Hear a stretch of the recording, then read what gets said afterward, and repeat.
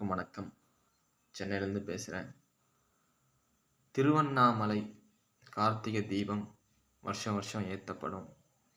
உச்சி பிள்ளையார் கோயில் அங்கே வருஷம் தீபம் ஏற்றப்படும்.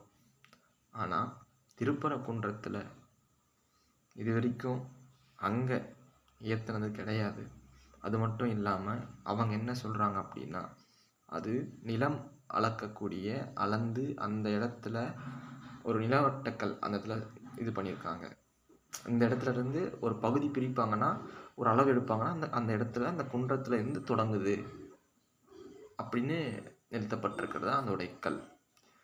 இவங்க என்ன சொல்கிறாங்க அப்படின்னா, சரி அது மட்டும் இல்லாமல் இங்கே என்ன பிரச்சனை அப்படின்னா, இந்தியா முழுவதும் இவங்க இந்து ராஷ்டிரமாக மாற்றுறதுக்கான வழிகளை எடுத்திருக்காங்க. 2047 இதை கட்டமைக்கணும். அதனால தான் அவங்க 2047 இந்தியாவை நாங்கள் மாற்றுவோம் அதுக்கப்புறம் அப்படின்னு இருக்காங்க. ஏன்னா மக்களை முட்டாளாக்கிட்டாங்க அப்படின்னா இங்கே எப்படி நாடை முன்னேற்ற முடியும்னு தெரியல.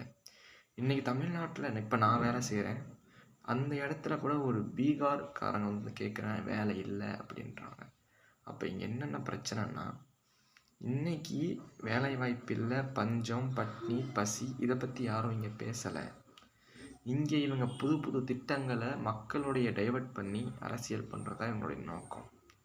அது மட்டும் இல்லாமல் இன்றைக்கி சொல்கிறாங்க, திருப்பரங்குன்றத்தில் வந்து மலை இருக்கும் இடமெல்லாம் குமரன் இருக்கும் இடம். என் சொந்த ஊர் கிருஷ்ணகிரி பக்கம் சந்தாரப்பள்ளி கிராமம். இன்றைக்கி நான் சென்னையில் இருக்கேன் வேலையில். என் சந்தாரப்பள்ளி கிராமத்தில் போய் பாருங்கள், எவ்வளோ குன்று இருக்குது, எவ்வளோ மலைகள் இருக்குது, எத்தனை மலையை அறுத்து வச்சுருக்காங்க தெரியுமா? கன்னியாகுமரி, மதுரை, தேனி, அரியலூர், திருச்சியெல்லாம் மணல் திருட்டு. அதெல்லாம் கண்டித்து அவங்க போராட்டம் பண்ணி அதை தடுத்து நிறுத்த மாட்டாங்க. ஏன்னா அவங்க வளர்ச்சிக்கு தேவைன்றாங்க. அங்கே மட்டும் வளர்ச்சிக்கு தேவை. ஆனால் இங்கே ஒரு தீபம் ஏற்றலைன்னா இந்த நாடு என்ன ஆகுன்றது அப்படியே அவங்களுக்கு இதாகுது. அதுவும் ஜெய் ஸ்ரீராமன் கோஷம் விடுறாங்க. அப்போ இத்தனை மலையெல்லாம் இருக்கிறாங்க, ஒருத்தர் கேள்வி கேட்கல. அது மட்டுமா நினைக்கிறீங்க? சொல்ல முடியாத பிரச்சனைகள் இருக்குது இந்தியாவில். இன்றைக்கி பீகாரில் அவங்களோட நிலத்தெல்லாம் பறிச்சுட்டு பாபர் சிமெண்ட்டை அமைக்கணும்னு சொல்லி எத்தனை போராட்டங்கள் நடந்துகிட்ருக்கு. இன்றைக்கி ராஜஸ்தானில், இந்தியா முழுவதும் பிரச்சாரங்கள், பெரிய போராட்டங்கள் போயிட்டுருக்கு. இதெல்லாம் அவங்க கேட்க மாட்டாங்க. அதுவும் தாழ்த்தப்பட்டவங்க இவ்வளோ பேசுகிற ஒரு கோயிலுக்குள்ளே போகிறவங்க, ஒரு கோயில் கருவறைக்குள்ளே ஒரு நானும் இந்து தான், என்னை ஒருத்தர் தொடக்கூடாது அப்படின்னாரு. அங்கே ஒரு இந்துவால் ஏன் கோயில் கருவறைக்குள்ளே போக முடியாது? இவ்வளோ பிரச்சனையை வச்சுக்கிட்டு நம்ம இந்துக்கள்லாம் ஒன்றாகிட்டோன்னா கடைசி வரைக்கும் முட்டாள்தனமாக அரசியல் பண்ணிலாம் இவங்க நினைக்கிறாங்க. இந்து ராஷ்டிரம் ஒரு நாளைக்கும் வராது.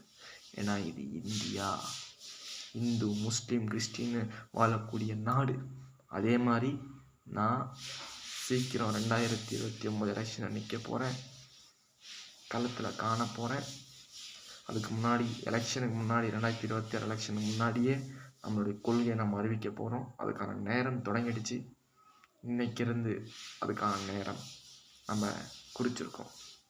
சீக்கிரம் எல்லாம் நல்லதே நடக்கும். இந்தியா முழுவதும் எஜுகேஷனும், வேலை வாய்ப்பும், படிப்பறிவும், பகுத்தறிவும் எல்லா கடலும் கும்பிடுங்க. சாதி மதம் இல்லாமல் வாழ்கிறதுக்கான திட்டங்களை கொண்டு வந்து சாதி மத கட்சிகளை வேரோடு அறுக்கக்கூடிய திட்டங்களை கொண்டு வந்து நல்ல அரசியலை கொடுக்குறோம். கவலைப்படாதீங்க. வாழ்க இந்தியா.